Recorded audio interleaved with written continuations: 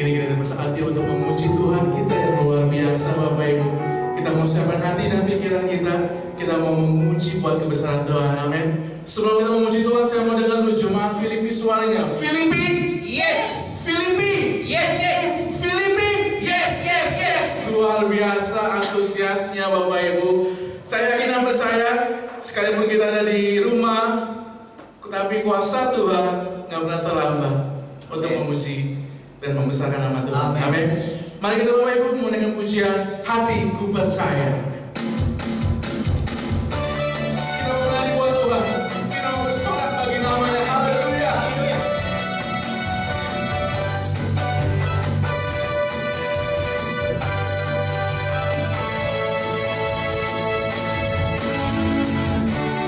Tuhanlah kekuatan emasku. Dia berbatu, dia gunung batu dan keselamatanku.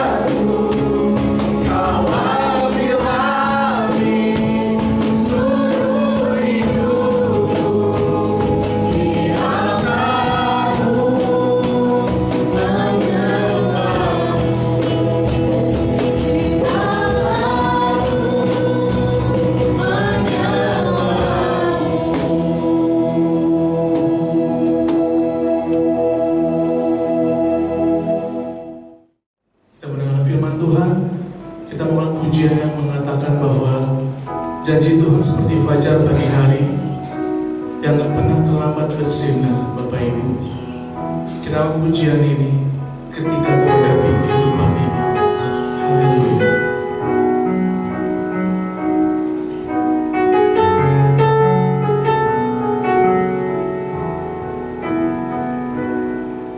Ketika ku hadapi kehidupan ini, jalan mana yang harus ku pilih? Ku tahu ku tak mampu, ku tahu ku tak sanggup, hanya Kau Tuhan tempat jawabanku. Aku pun tahu ku tak pernah sendiri, sebab Engkau Allah yang menggendongku. Tanganmu membelaiku, cintamu memuaskanku. Kau mengangkatku ke tempat yang tinggi. Janjimu Tuhan, janjimu seperti fajar pagi hari yang tiada pernah terlambat bersinar. Cintamu seperti sungai yang mengalir, dan ku tahu betapa dalam kasih-Mu. Kita pujian ini kembali dari awal. Kita mau katakan ketika ku hadapi, ketika ku hadapi kehidupan ini, jalan mana yang harus ku pilih? Ku tahu ku tak mampu, ku tahu ku tak sanggup, hanya Kau Tuhan tempat jawabanku. Aku pun tahu Tuhan, ku tak pernah sendiri, sebab Engkau Allah yang menggendongku. Tanganmu membelaiku, cintamu memuaskanku. Kau mengangkatku ke tempat yang tinggi. Janjimu Tuhan, janjimu seperti fajar pagi hari yang tiada pernah terlambat bersinar. Cintamu seperti sungai yang mengalir, dan ku tahu betapa dalam kasih. Janjimu Tuhan, janjimu seperti fajar pagi hari yang tiada pernah terlambat bersinar. Cintamu seperti sungai yang mengalir, dan ku tahu bersama dalam hatiku kasih. Janjimu Tuhan, janjimu seperti fajar pagi hari yang tiada pernah terlambat bersinar. Cintamu seperti sungai yang mengalir, dan ku tahu betapa dalam kasih-Mu. Dan ku tahu Tuhan, dan ku tahu betapa dalam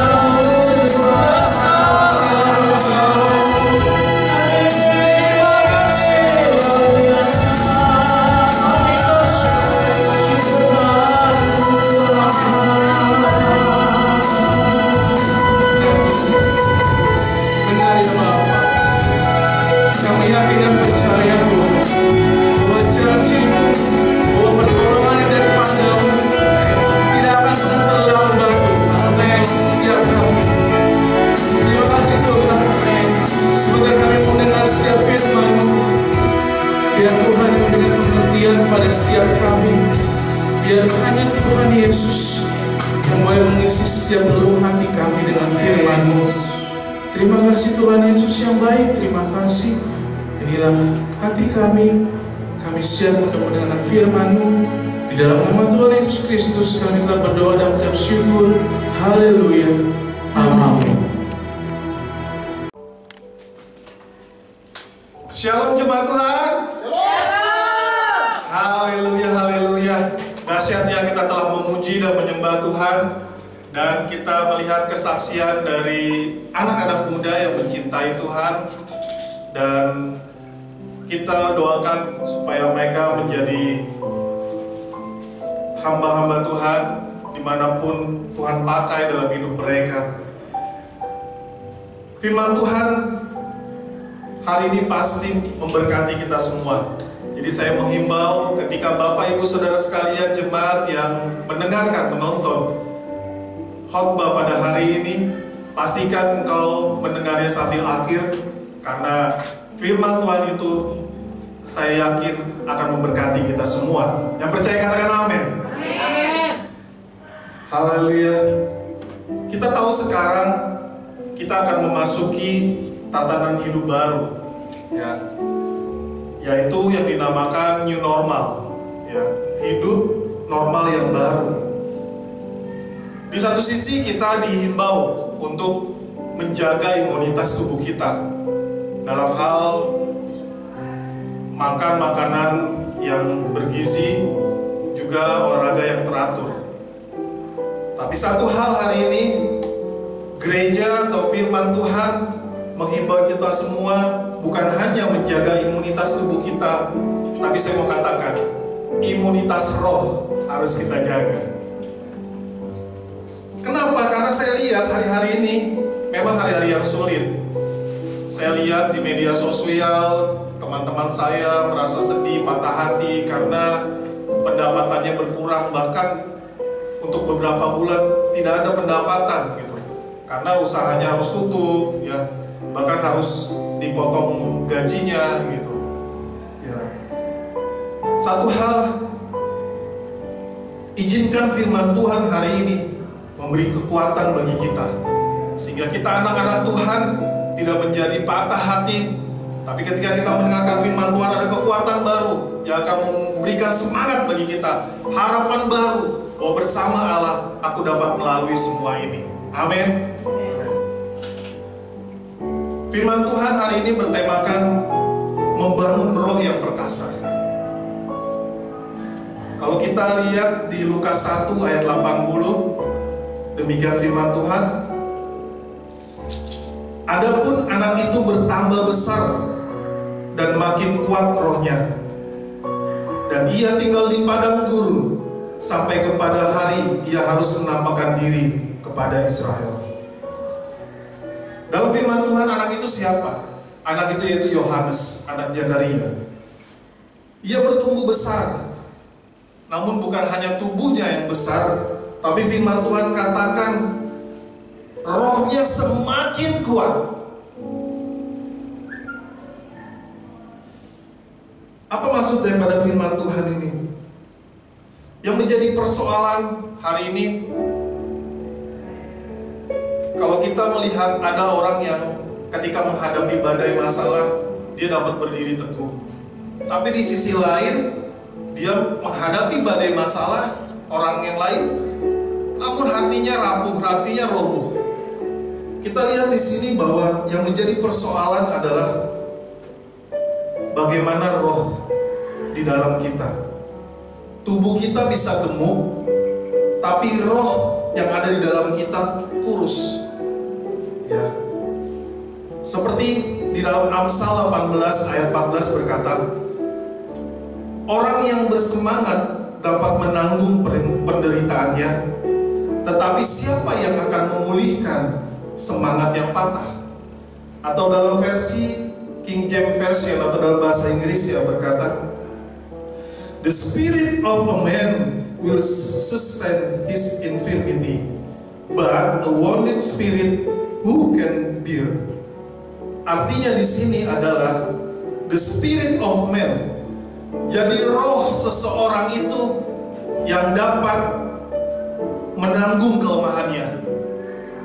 seseorang itu yang dapat menanggung penderitaannya. Dalam setiap situasi-situasi yang sulit, kita memerlukan kekuatan yang dari dalam, kekuatan batin, yang akan menjadikan kita pemenang untuk mengatasi masalah-masalah kita. Saya berikan satu contoh ya, yang nyata. Bapak Ibu mungkin bisa lihat. Ini adalah seorang binaragawan. Kalau kita lihat binaragawan, Bapak Ibu Saudara bisa lihat dia memiliki otot yang besar, ya kan? Dari mulai pundaknya sampai kakinya, dia memiliki otot yang besar. Saya yakin pasti yang dia konsumsi untuk tubuhnya itu nggak sembarangan, ya. Dia punya gizi yang teratur, olahraga yang rutin. Ya. Orang ini bernama Luke Sandoe. Apa yang terjadi dalam hidup dia? Belum lama ini tanggal 7 Mei 2020 ada sebuah berita tentang kematiannya. Dia seorang binaragawan profesional ya di IFBB dan umurnya 30 tahun. Dia ditemukan tewas bunuh diri. Ngeri ya. Di sini kita lihat bahwa orang yang perkasa kelihatan di tubuhnya, orang yang kuat, bahkan berotot, ini nggak disangsikan lagi lah. Pasti orang melihat wajahnya, melihat badannya udah mulai gemetar gitu, ya kan? Nah, tetapi kenyataannya dalam akhir hidupnya dia tewas ditemukan bunuh diri. Ya, saya melihat bahwa orang di satu tubuhnya kelihatan perkasa, tetapi di dalam dirinya itu hampa, itu kosong, itu kurus, itu tak berdaya.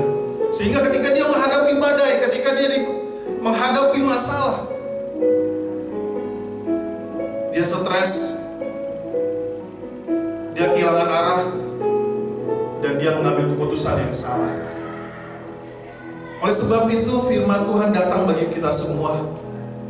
Mari kita perhatikan apa yang ada di dalam kita, supaya kita memperkuat manusia roh kita. Bapak Ibu yang dikasihi Tuhan Yesus, saudara sekalian, kita tahu ada 3 unsur manusia, ya, yaitu apa? Tubuh, jiwa, dan roh. Tubuh yang kelihatan, yang bisa disentuh, ya kan? Itu tubuh yang bisa dilihat. Jiwa, batinia, ya, jiwa manusia yang meliputi pikiran, emosi, perasaan, kehendak. Dengan pikirannya manusia berpikir, dengan perasaannya manusia dapat mengasihi dan menyatakan kehendaknya. Dan roh adalah unsur manusia yang paling dalam. Roh adalah nafas yang dihembuskan oleh Allah dan akan kembali ke Allah. Di dalam roh ada persekutuan. Maksudnya, melalui roh kita mampu untuk berkomunikasi dengan Tuhan. Dan di dalam roh ada hati nurani, di mana kita bisa membedakan mana kehendak Allah, mana bukan kehendak Allah. Dari 3 unsur ini, tubuh, jiwa, dan roh. Tubuh adalah unsur yang terluar, namun roh ada unsur yang paling dalam. Manusia cenderung memuaskan tubuhnya. Kita makan makanan yang enak, ya kan? Manusia cenderung memuaskan kedagingannya, namun rohnya dibiarkan kurus. Seperti cerita tadi, badannya gemuk, perkasa, tapi di dalamnya kurus, rohnya kurus.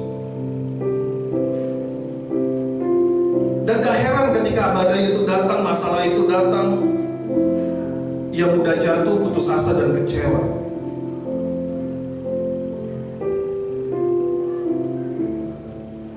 Kalau dibilang ada 8 L gitu kan, lemah, letih, lesu, lunglai, letoy, gitu kan, lemot, lebay, ya, ada berapa tuh? Ada 8, ya. Nah, rohnya bermasalah, gitu.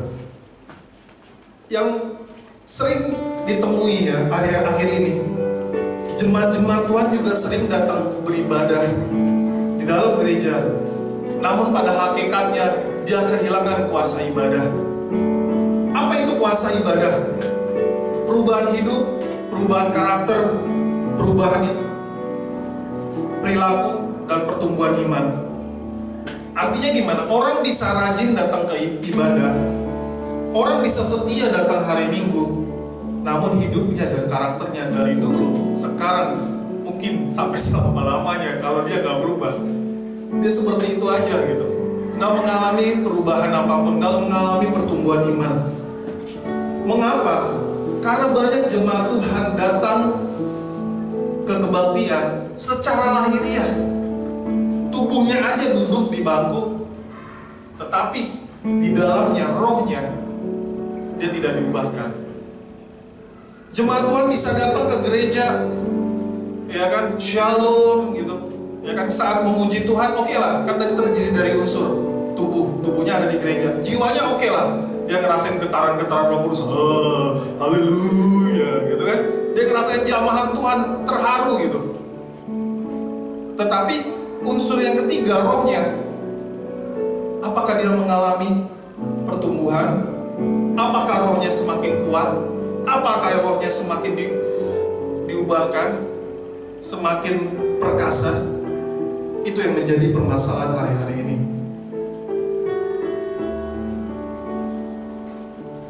Itulah sebabnya mungkin kita pernah mendengar ada hamba-hamba Tuhan, dia udah setia melayani Tuhan, berapi-api melayani Tuhan, ya. Namun oleh karena wanita atau jodoh, dia meninggalkan pelayanannya. Ada banyak artis-artis Kristen, kita lihat udah bersaksi di mana-mana, ya kan?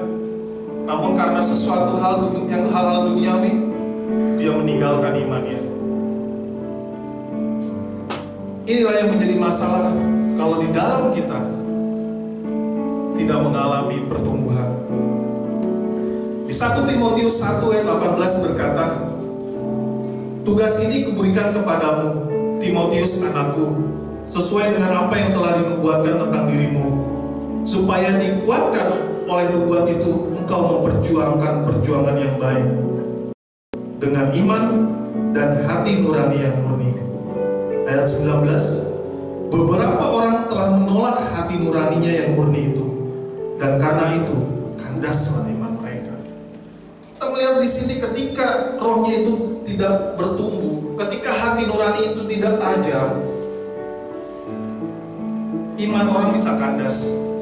Oleh sebab itu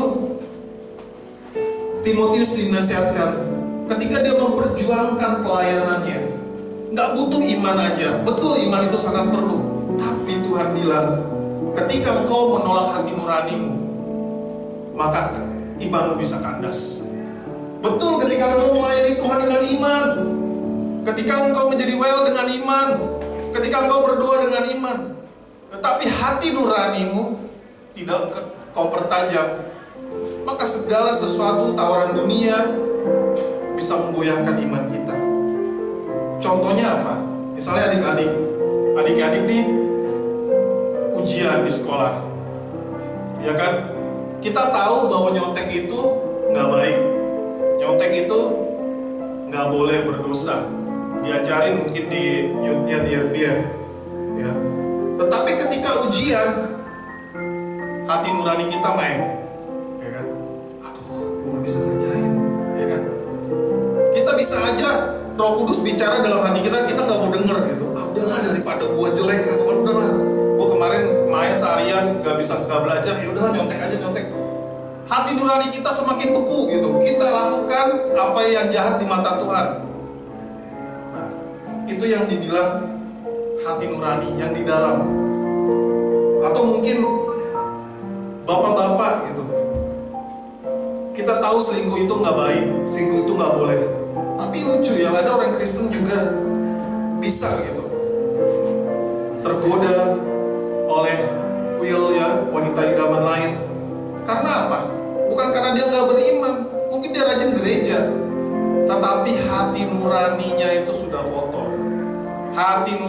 itu udah bebal gitu, udah keras gitu. Ketika Roh Kudus ingatkan, ketika Tuhan bilang jangan lakukan itu anakku, dia menolak hati nuraninya, lalu kandaslah imannya.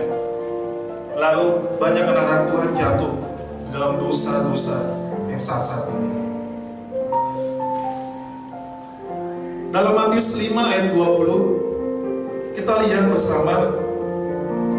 Saya mau bahas bagaimana firman Tuhan katakan bahwa unsur roh, manusia roh, ya, bukan hanya manusia tubuh, manusia jiwa, namun manusia roh itu sangat penting. Di dalam Matius 5 ayat 20 berkata, maka aku berkata kepadamu, jika hidup keagamaanmu tidak lebih benar daripada hidup keagamaan ahli-ahli Taurat dan orang-orang Farisi, sesungguhnya kamu tidak akan masuk ke dalam kerajaan surga. Bapak Ibu saudara sekalian, maksudnya apa? Kita tahu ahli-ahli Taurat dan orang-orang Farisi, orang-orang yang pintar agama, orang-orang yang mungkin diketahui banyak orang, dia orang yang sangat beragama, ya, tokoh-tokoh agama, ahli-ahli agama. Tapi firman Tuhan bilang kalau hidupmu tidak lebih benar daripada orang-orang Farisi dan ahli-ahli Taurat, kalau kebenaranmu dalam bahasa Inggrisnya katakan righteousness, ya. Kalau kebenaranmu tidak lebih benar daripada orang-orang Farisi, kok nggak masuk dalam kerajaan surga. Maksudnya apa? Kita lihat orang-orang Farisi ahli Taurat, mereka hanya memperhatikan yang di luar, yang kelihatan orang. Mungkin dengan jubahnya kelihatan orangnya rohani gitu ya. Kelihatan pakai jas, hambanya yang dikasih gitu kan. Kelihatan orangnya rohani gitu kan. Supaya dilihat orang, mungkin kita pakai kaum salib, wih itu pasti Kristiani sejati nih gitu kan. Nah, tetapi firman Tuhan, kita jangan sibuk oleh penampilan luar, ya. Tapi apa? Lebih penting yang di dalam. Sama-sama katakan di dalam. Roh kita.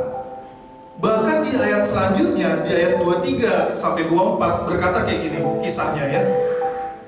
Ayat 23, sebab itu jikalau engkau mempersembahkan persembahanmu di atas mezbah dan engkau teringat akan sesuatu yang ada di dalam hati saudaramu terhadap engkau, tinggalkanlah persembahanmu di depan mezbah itu dan pergilah berdamai dahulu dengan saudaramu, lalu kembali mempersembahkan persembahan itu. Persembahan itu bicara tentang yang kelihatan. Zaman dahulu nggak ada sistem transfer, ya kan? Zaman dahulu nggak ada sistem kirim lewat OVO gitu kan? Tapi ketika orang memberikan persembahan, pasti orang lain lihat, wih kayaknya ini orang rohani banget, kayaknya ini orang dermawan banget, kayaknya ini orang memberi untuk Tuhan luar biasa. Sesuatu yang kelihatan.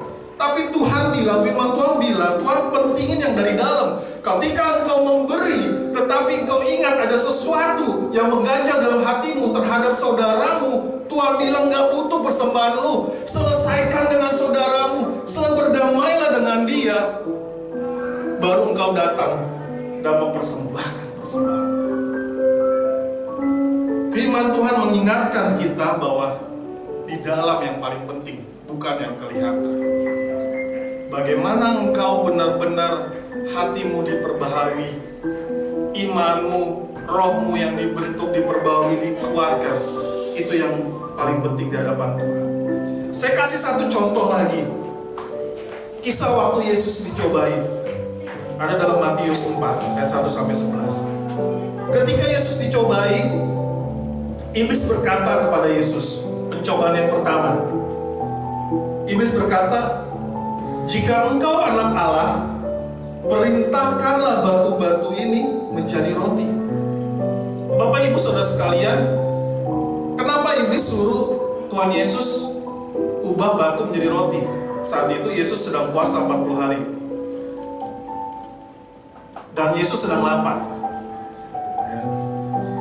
Kenapa waktu itu iblis gak suruh ubah batu itu jadi HP Samsung, ya kan? Ya kan? Tapi ubahlah jadi roti, karena saat itu Yesus sedang lapar, karena dia sedang berpuasa. Tetapi apa jawab Yesus? Manusia hidup bukan dari roti saja, tetapi dari firman yang keluar dari mulut Allah.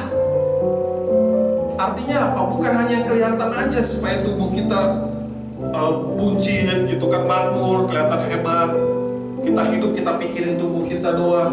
Firman Tuhan berkata, hidup bukan hanya dari roti saja, tapi dari firman yang keluar dari mulut Allah.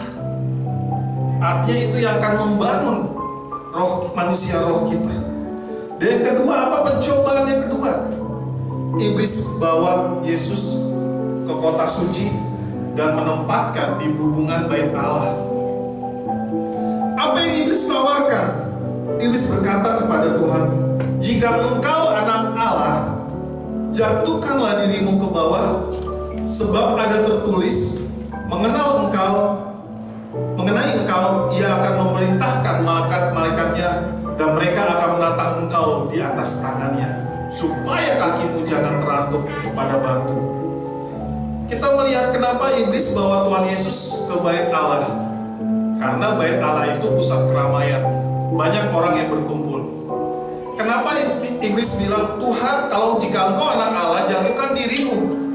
Iblis lagi mau tawarin Tuhan, Tuhan, coba lu jatuhin diri lu. Pasti malaikat topang lu, gak mungkin lu terantuk ya.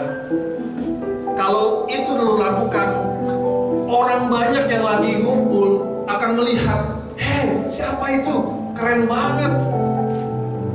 Wah, luar biasa. Bisa performance gitu. Gitu kan, tiba-tiba gak jatuh gitu kan. Action dong, pamerin dong, lu bisa gitu kan. Sesuatu yang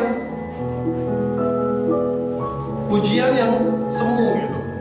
Tetapi Tuhan bilang, Tuhan jawab apa? Karena Tuhan tahu itu keluar dari iblis, pasti rancangannya busuk ya. Dan Yesus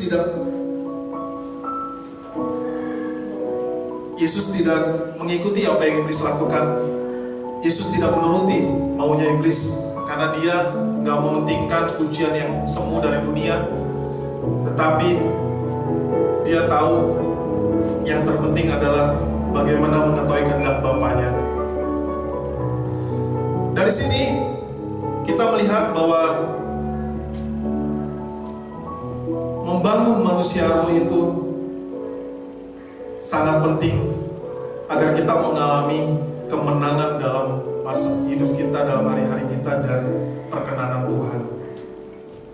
Saya melihat hari membangun roh yang perkasa ada 3 hal. Yang pertama, ditempa dengan penderitaan. 2 Korintus 4 ayat 16-17. Demikian firman Tuhan, saya bacakan. Sebab itu kami tidak tawar hati, tetapi meskipun manusia lahiriah kami semakin merosot, namun manusia batiniah kami dibaharui dari sehari ke sehari. Sebab penderitaan ringan yang sekarang ini mengerjakan bagi kami kemuliaan kekal yang melebihi segala-galanya, jauh lebih besar daripada penderitaan kami. Firman Tuhan katakan ada 3 hal bagaimana membangun roh kita yang perkasa ketika kita ditempa dengan penderitaan. Kenapa?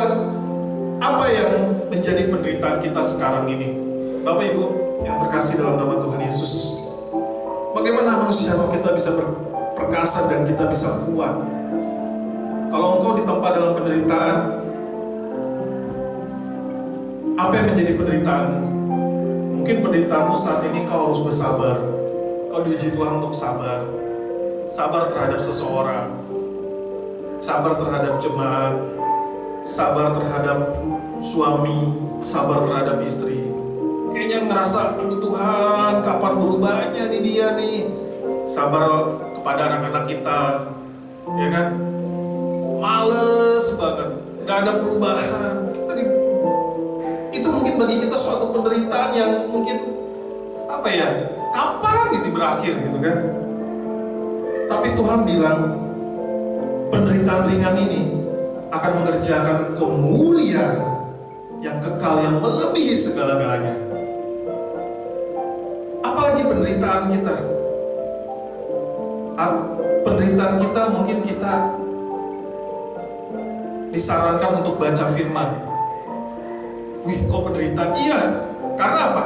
Ketika kita diajak baca firman, mungkin bagi kita ya itu sakit gitu. Aduh, boro-boro baca firman, buku di sekolah aja boro-boro dipegang selama liburan gitu kan.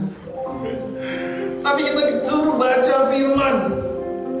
Aduh, boro-boro baca firman, ya kan? Boro-boro baca firman. Belum lagi di follow sama ketua komselnya, leader komselnya, sel leadernya. Udah baca firman belum? Udah lapor belum? Belum lagi kalau ibu gembala telepon misalnya, kamu sudah baca firman belum? Renungan udah belum? Ya kan? Mungkin bagi kita itu suatu penderitaan gitu. Aduh Tuhan gitu. Tapi Bapak Ibu saudara sekalian, jemaat yang terkasih, kita butuh membangun roh kita dengan kuat. Butuh sekali. Udah ada contohnya, dia punya badan yang perkasa, tapi di dalamnya nggak perkasa, hancur. Ya, ketika badai itu menerjang, apakah kita dapat berdiri teguh? Oleh sebab itu, jangan pikirkan penderitaan itu. Jangan menganggap itu akhir dari segala-galanya. Firman Tuhan menegaskan, firman Tuhan memberkati kita hari ini. Tuhan bilang jauh lebih besar. Ya, penderitaan ringan yang sekarang ini mengerjakan bagi kami kemuliaan kekal yang melebihi segala-galanya. Ketika engkau setia baca firman Tuhan, ketika engkau setia merenungkan firman Tuhan, ketika engkau setia melakukan firman Tuhan, itu akan membawa engkau semakin bertumbuh, rohmu semakin kuat. Dan percayalah, ada kemuliaan kekal yang akan Tuhan hadiahi bagi kita. Amin. Yes. Yosua 1 ayat 8 berkata, janganlah engkau lupa memperkatakan kitab Taurat ini, tetapi renungkanlah itu siang dan malam, supaya hidupmu berhasil dan kau akan beruntung. Firman Tuhan katakan, selain engkau baca, engkau renungkan firman Tuhan. Sekali lagi saya katakan, renungkan firman Tuhan. Ya, bahkan firman Tuhan berkata siang dan malam. Ya, memperkatakan firman Tuhan ketika masalah itu datang, ketika kita menjadi lemah, perkatakan firman Tuhan yang barusan kau baca. Ya kan? Perkatakan kata firman Tuhan, perkatakan apa ketika engkau lagi hatimu nggak tenang, ya kan, khawatir, ya kan, apalagi hari-hari ini, perkatakan firman Tuhan, ya kan, bersama Allah, ya kan, aku dapat menanggung segala perkara bersama dengan Tuhan. Ya, apa yang firman Tuhan terus perkatakan, dan itu akan menguatkan engkau semakin hari dan semakin kuat. Dan yang paling terakhir adalah bagaimana kamu melakukan firman Tuhan itu, berjalan dalam firman Tuhan itu. Ya, sama seperti kisah, kalau kita datang ke dokter, kita lagi sakit, ya, kita datang ke dokter, terus dokter kasih nasihat, anjuran, oh ya Bu, sakitnya begini-begini, hal-hal apa yang harus dihindari, jangan makan gorengan, jangan ini ya, dibikin resep, ya kan. Terus kita bayar dokternya, kita beli obatnya, ya kan.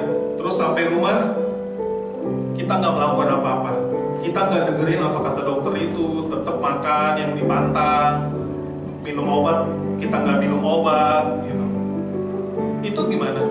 Bisa nggak firman Tuhan itu bertumbuh dalam hidup kita? Bisa nggak hidup kita berhasil? Bisa nggak hidup kita beruntung? Kata firman Tuhan. Ya. Itu sama saja kita dengerin apa kata dokter, tapi nggak lakukan, itu nggak menyehatkan. Ya.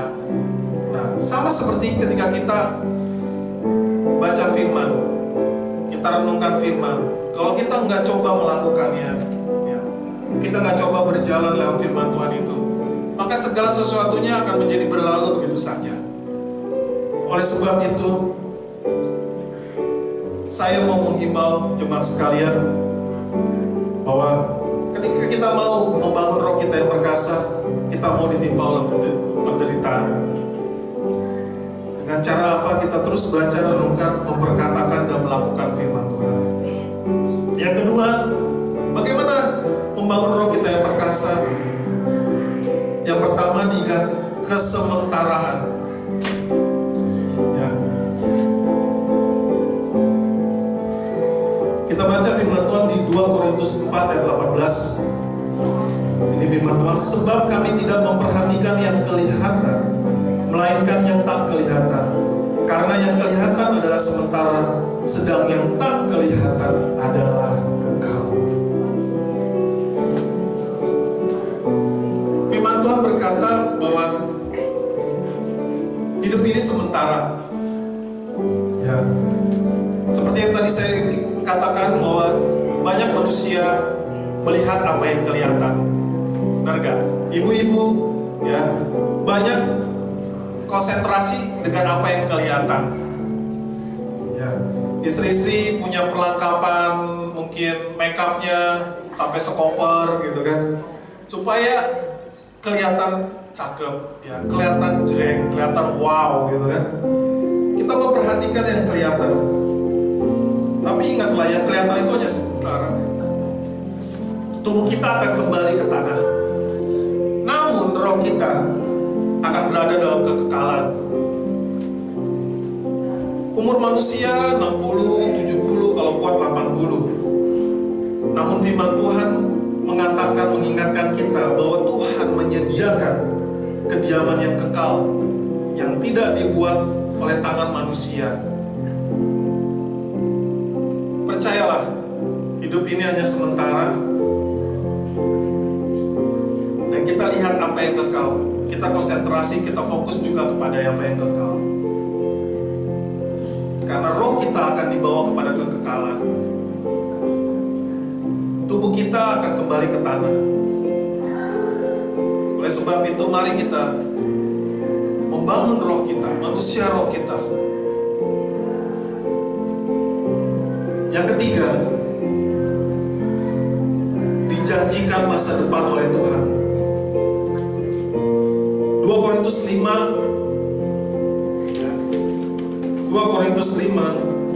ayat 1, demikian firman Tuhan.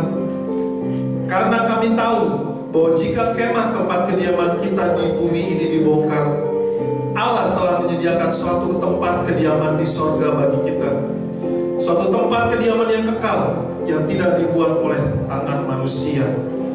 Ayat 5-nya, tetapi Allah yang justru mempersiapkan kita untuk hal itu, dan yang mengaruniakan roh kepada kita sebagai jaminan segala sesuatu yang telah disediakan bagi kita. Bapak Ibu jemaat yang terkasih, kita punya masa depan. Tuhan menjanjikan masa depan. Hidup kita, kediaman kita pasti akan roboh, tapi kita punya jaminan kekekalan di surga. Oleh sebab itu, sebagai penutup daripada firman Tuhan, perkuat iman kita. Ketika iman kita kuat, badai apapun yang akan kita hadapi, kita akan mampu berdiri teguh di hadapan Tuhan. Yang pertama, ditempa oleh penderitaan. Penderitaan semua yang kita hadapi itu ringan bersama dengan Tuhan. Ketika Tuhan sedang mendidik engkau, untuk engkau setia dalam perkara yang kecil, setia dalam baca firman, setialah. Karena itu berguna untuk membangun roh kita jadi manusia-manusia roh yang perkasa. Yang kedua, ingatlah bahwa semuanya ini kesementaraan yang kita hidupi. Semua sementara. Dan yang kekal adalah roh kita, yang akan dibawa Tuhan naik ke surga. Yang ketiga, kita memiliki jaminan masa depan oleh Tuhan. Karena rumah kita yang sesungguhnya adalah di surga nanti.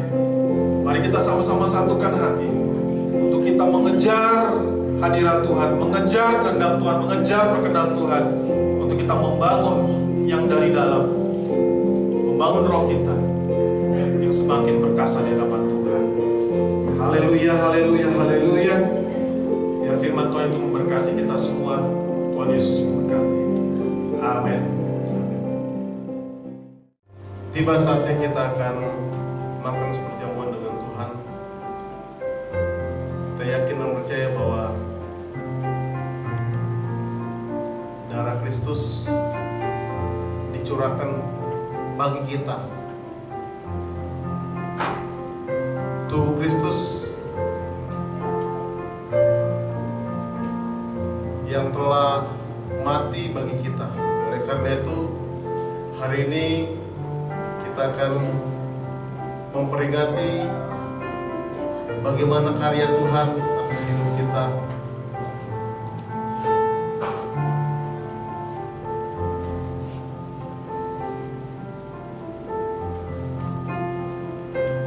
Oh Tuhan, pakai hidupku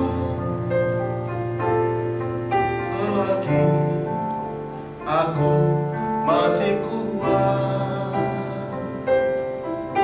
Bila saatnya nanti ku tak berdaya lagi, hidup ini sudah jadi berkah. Oh Tuhan, pakailah hidupku selagi aku masih kuat. Bila saatnya nanti ku tak berdaya lagi, hidup ini sudah jadi berkah.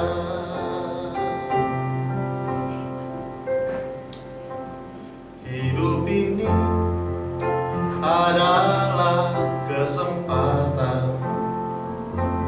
Hidup ini untuk melayani Tuhan. Jangan sia-siakan waktu yang Tuhan beri. Hidup ini harus jadi berkah. Oh Tuhan, pakailah hidupku selagi aku masih kuat. Bila saatnya nanti ku tak berdaya lagi, hidup ini sudah jadi berkat. Oh Tuhan, pakailah hidupku selagi aku masih kuat. Bila saatnya nanti ku tak berdaya lagi, hidup ini sudah jadi berkat. Hidup ini sudah jadi berkat. Hidup ini sudah jadi berkat.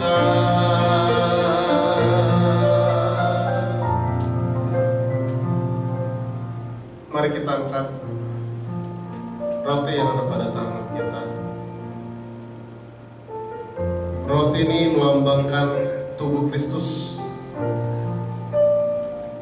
yang telah mati di atas kayu salib, menanggung segala beban dan penderitaan kita, menanggung segala dosa dan kelemahan kita. Oleh karena itu, sebelum kita makan seperjamuan dengan Tuhan, dengarkanlah firman Tuhan ini.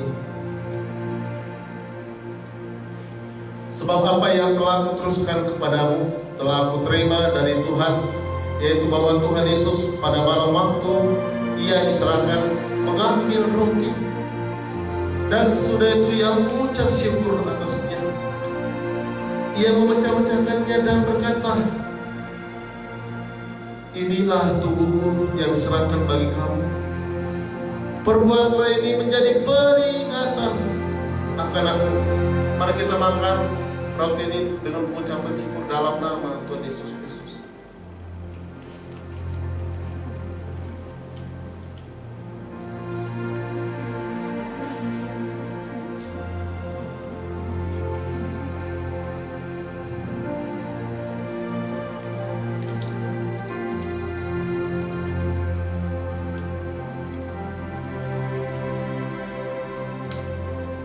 Mari kita angkat anggur yang ada pada tangan kita. Yakinlah bahwa Dia mati bagi kita, yang mengalahkan segala kelemahan-kelemahan tubuh kita. Dan dengarkanlah firman Tuhan pada saat ini. Demikian juga Ia mengambil cawan sesudah makan, lalu berkata, cawan yang berisi anggur ini adalah perjanjian baru yang dimeteraikan oleh darahku. Perbuatlah ini setiap kali kamu meminumnya dan menjadi peringatan akan aku. Sebab setiap kali kamu makan roti ini dan minum cawan yang berisi anggur, kamu memberitakan kematian Tuhan Yesus sampai Ia datang. Dalam nama Tuhan Yesus Kristus.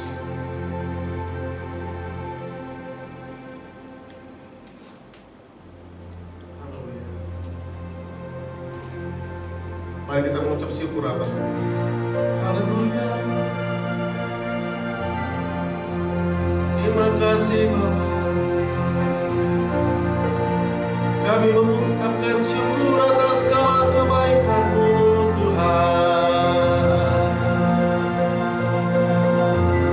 Haleluya.